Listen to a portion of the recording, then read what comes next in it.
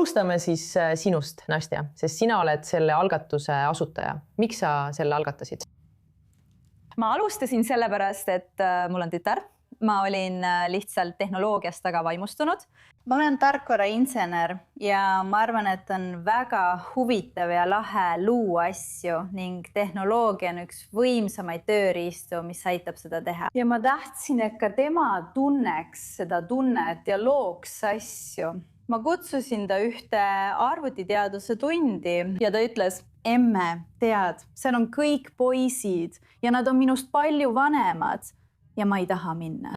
Ja tead, ma saan temast aru, aga ma ei leppinud selle vastusega. Seetõttu ütlesin talle, olgu, võta 5 sõbrannat kaasa. Hakkame kodus arvutitundi tegema.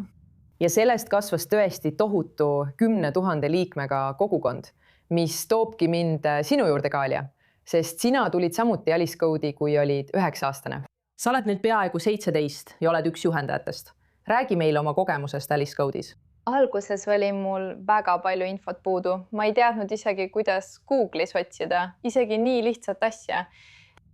Ja siis Alice Code'is õppisime nii palju nii sõnavara rikastamise kui ka oma oskuste arendamise osas. Enesekindlust, omaenda vundamenti, loomulikult ka seda, mis on seotud IT ja tehnoloogiaga, uute programmeerimiskeeltega ja kõige sellega. Ja sinu jaoks, Nastja, räägime tehisintellektist, sest ilmselgelt muudab see sinu programmi. 10 aastat tagasi nägi see välja hoopis teistsugune kui praegu. Kus sa näed muutusi oma programmis? Kas see on praegu rohkem tehisintellektile keskendunud või on põhituum ikka veel programmeerimine?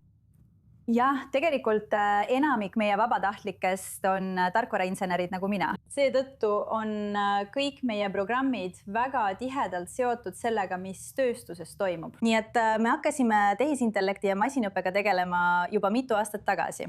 Ja kui tead, vestlusrobot ChatGPT tuli, siis hakkasime ka kõige noorematega töötama, et nad sellest aru saaksid.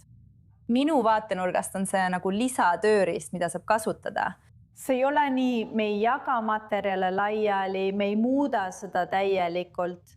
Sa pead ikkagi kriitiliselt mõtlema, probleeme lahendama. Sul on vaja loovust, sul on vaja meeskonnatööd, sul on vaja juhtimisoskust, tead küll.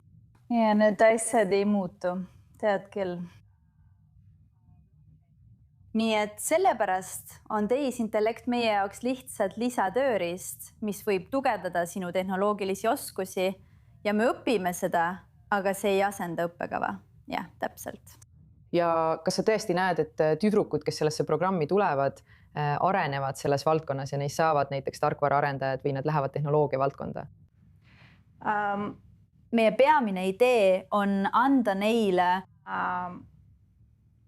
põhitõed, erialased põhitõed, et nad saaksid ise otsustada, mida nad sellega teha tahavad. Kas see sobib?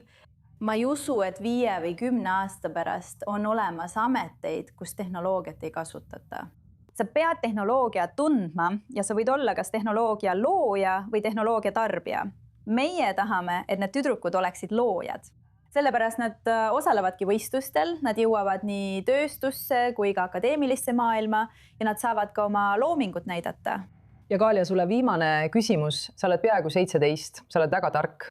Sa lähed praegu 12. klassi füüsika ja küberi suunal ning oled õpetaja Alice Code'is. Nii et sa teed suuri asju, ma olen kindel, mina ka. Kellena sa end tulevikus näed? Kelleks sa tahad saada? Kelleks sa tahad suureks saada? Kui ma suureks saan, siis tahan olla midagi, mis on seotud selle tehnoloogia maailmaga. See on tõesti hämmastav maailm ja mulle meeldib, kui tehisintellekt ja kõik need tehnoloogiad muutuvad. Tegelikult ma veel ei tea, aga praegu võib-olla tarkvarainsener ja lihtsalt teha seda, mida ma tahan teha nagu praegu. See on tõesti hämmastav tänu Alice Code'ile ja kõigele, mida ma sellest õppisin. Ja.